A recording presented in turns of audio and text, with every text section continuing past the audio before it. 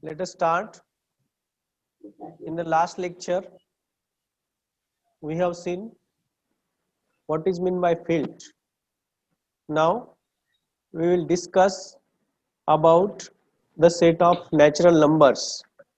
You are all familiar with the set of natural number. We denote this set by n. 1, 2, 3, like this. This is a set of natural numbers.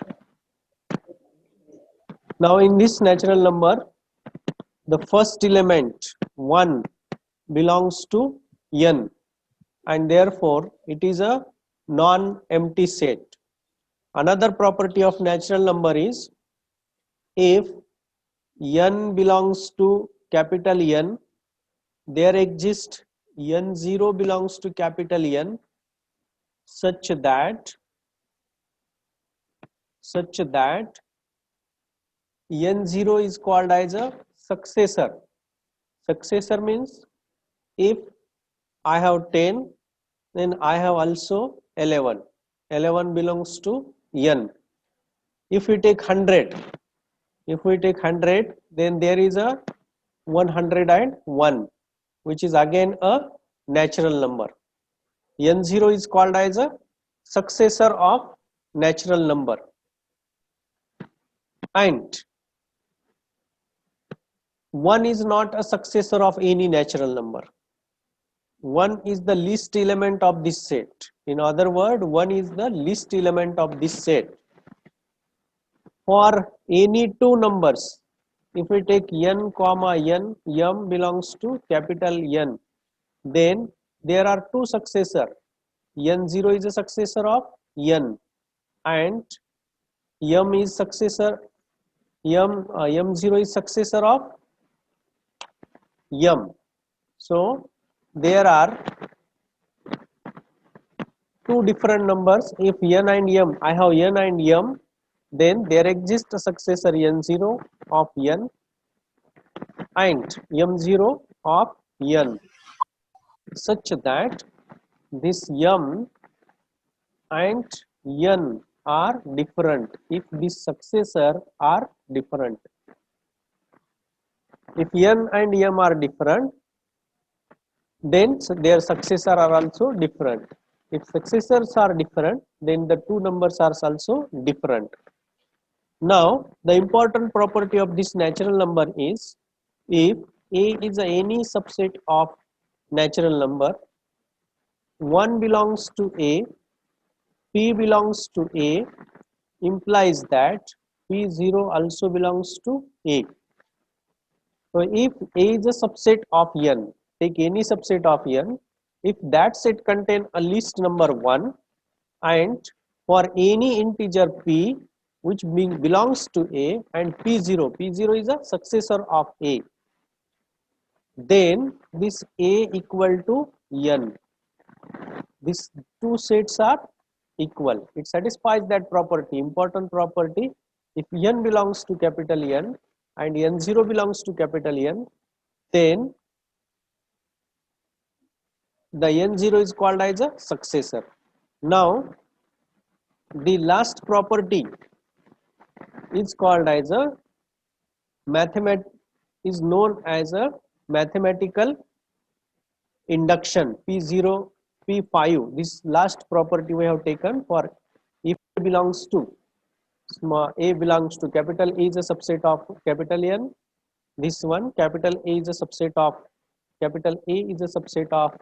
capital N, and if 1 belongs to A, P belongs to A, then P0 belongs to A, then A is called as a equal to capital N, called as a mathematical induction. We are also familiar with the set of integers. Remember this, these are very important.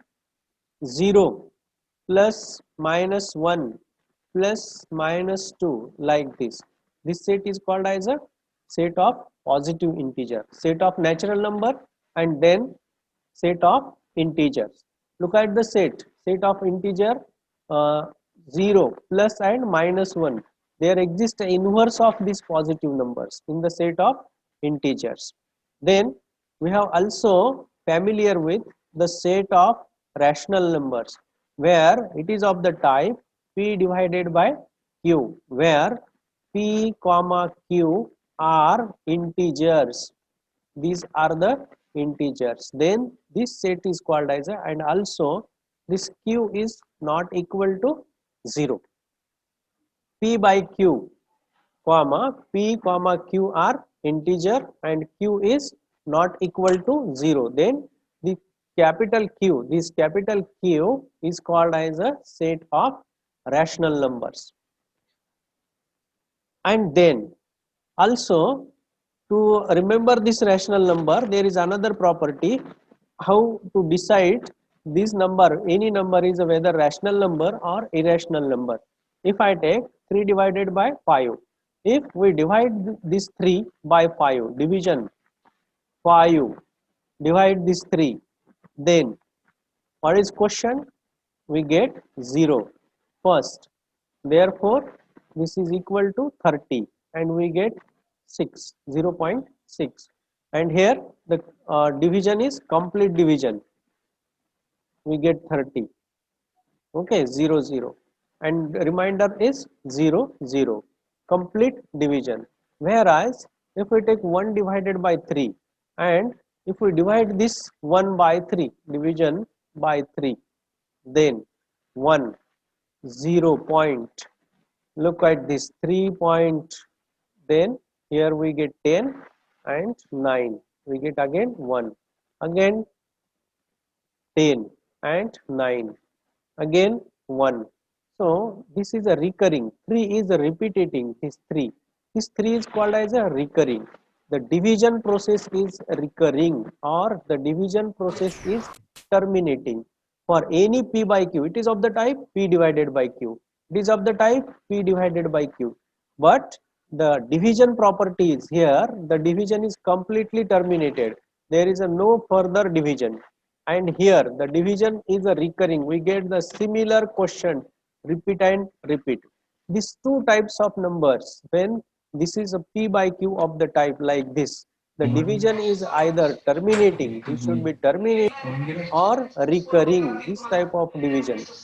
Recurring repetition of question, then it is called as a rational number. Now you are all aware about the symbol pi. What is pi?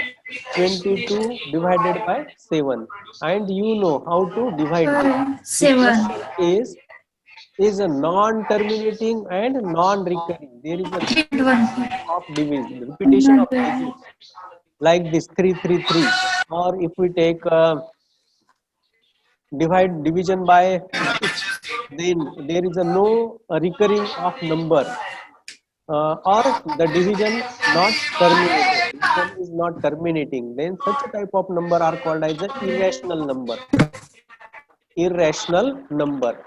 We have seen three types of sets. First one is the set of natural number, second one is the set of rational number, and then the set of integer, and then set of rational numbers. What is n? N is all the numbers of the type, n is all the number of the type 1, 2, 3. I repeat, n equal to what? 1, 2, 3, dash, dash, dash. What is I? I equal 0, plus, minus 1, plus, minus 2, like this. What is q? Q equal to, it is of the type p divided by q, where p and q are integers, q not equal to 0. And to recognize the set of rational numbers, remember that this p by q division, this p by q division is terminating when we divide p by q, the division process is terminated. That means we get 0 remainder 0. This is the remainder, and the process stops after few steps, remainder. And either recurring, means in the division the quotient recurs, quotient recurs, we get the repeated type of quotient, then this type of division is called, then that type of number p by q is called as a set of rational number. Whereas there are numbers like this 22 divided by 7, very simple, which is familiar to you from the 10th standard. Therefore I am repeating this. This division is neither terminating, there is a no end points to this division, and there is a no repetition of quotient, that is 333 like, or not a single but a double number, triple number, there is a no such a type of repetition, and therefore this number is called as a irrational number. There, that is, we have a set of rational number, we have set of irrational number, then we add this and we call it as a set of real numbers. This is we are going to study in this paper. What is the set of real number? Set of real number is union of set of rational number, set of irrational number. So remember friend, these four sets are very important to you. First one is the set of a natural number, second one is the set of integer, third one is the set of rational number, and fourth one is the set of real numbers. What is real numbers? The combination of rational and irrational is called as a real number. To differentiate between set of rational number and set of real number, how to know whether it is a rational or irrational, then divide this p by q. If the division terminate, that means if we get a zero division, zero remainder after few step, then that type of division is called as a terminating. And when the quotient is a recurring, that means we get a repeated type of digits in the quotient, then that type of division is called as a recurring division. Then that type of p by q is called as a rational number. When such a type of number are not there, such a type of division is not there, then that type of p by q is called as a irrational number. Okay, so rational and irrational combinedly called as a real number. Now we see that how there are irrational numbers. I hope you get the concept. Set of natural number, set of irrational number, set of integers, set of rational number, set of irrational number. Now we prove one problem. We prove root 2 is a rational number. Root 2 is not rational number. Root 2 is not rational. That means this number is irrational number, or in other word is irrational. Irrational. Root 2 is not rational or root 2 is irrational. Suppose we prove this by contradiction. Assume that contradiction means opposite of this statement, that is root 2 is rational. Therefore by definition of rational, it is of the type p divided by q, and we take that there is a no common, that means p and q are prime numbers. Prime numbers, what is definition of prime? Whose divisors are only 1 or itself. It has a no common divisor, then it is called as a prime number. We are assuming that root 2 is a rational number. Rational means it is of the type p and p divided by q, where we have taken that this p divided by q are prime, p and q are prime numbers. Prime means it has a only two divisor. What are that two divisor? 1 and itself. That means divisor of p are 1 and p. Divisor of P, R. What are the divisor? Only two, 1 and P. Divisor of Q. Divisor of Q, R. What are the two divisor? 1 and Q. So these are the two divisors of P and Q. So we have taken that root 2 equal to P square P divided by Q. Now squaring this, what we get? 2 equal to P square divided by Q square, or if we multiply, P square equal to 2 into Q square. So this shows that this 2 is a divisor of P square. Look at this. P square equal to 2 into Q square. That means 2 is a factor of P square. This 2 divide P square. It is possible only if 2 divides P. 2 is a divisor of P, or I will write here P2 is divisor of P. That means if it is not a divisor of P, then 2 cannot divide P square. Therefore, we get here 2 is a divisor of P square. 2 is a divisor of P square. If we write 2 equal to, that means 2 divide P. Therefore, what we get here then? That means I have P equal to 2 into M. Look at this. If 6 is number, then 2 is a divisor. So we can write 6 equal to 2 into 3. If we have 16, 16 equal to what we get? 2 is a divisor. So 2 into 8. This is my M. This is my M. And 2 is a one factor. They like this. As P is a divisor, 2 is a divisor of P, or P is divisible by 2, then we can write it is equal to 2 into M. So let us put there this value. What we get now? P square equal to 2 Q square. Okay. Then substitute the value of P square. What do we get? 4 into M square. 4 into M square equal to 2 into Q square. 2 and these 2 get cancelled. And what we get? Q square equal to 2 into M square. 2 into M square, that means this 2 is also divisor of Q. 2 is divisor of Q square, or 2 is a divisor of Q.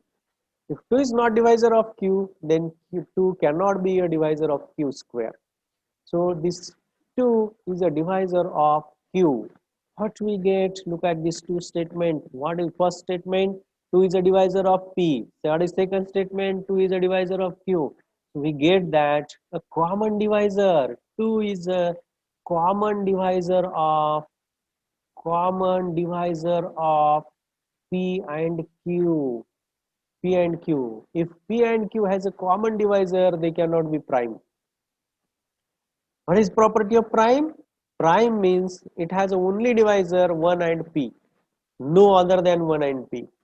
1 and Q, no other than 1 and Q. But here we get a common divisor 2 of P and Q. This is a contradiction, and hence this cannot be possible. That means root 2 is not a rational number. Then it is an irrational number. We have proved that. What is root 2? Root 2 is a irrational number. Once again, we reiterate this proof. What we want to prove? Root 2 is a irrational number. Then we have taken contradiction. Root 2 is a rational. That is it of the type P divided by Q. What type of P and Q? We have taken one condition on this P and Q. P by Q, P and Q are prime numbers. Prime means the only divisor of the primes are 1 and the number itself. So P is a prime, its divisor is P and 1 and P. Q is a prime, therefore its divisors are 1 and Q. Then by definition we have taken, we have by assumption, what we have assumed? Root 2 is of the type P divided by Q. So squaring both sides we get root 2 square, that is 2. then p square divided by q square. So this gives this, this is like this, p square equal to 2 q square. That means this 2 is divisor of p square. 2 is a, to divide p. To divide p means we get p equal to 2 into m. But by substitution we get q square equal to 2m square. That is, q is a divisor, 2 is a divisor of q also. Or in other word, 2 is a divisor of p, 2 is a divisor of q. That means 2 is a common divisor, but as they are prime, it is not possible. Okay, and hence root 2 cannot be rational. It is an irrational number. Okay, friends, we are at the end of finishing. Our time will be finished in 2-3 minutes. So I will stop the recording and ask you questions or we discuss.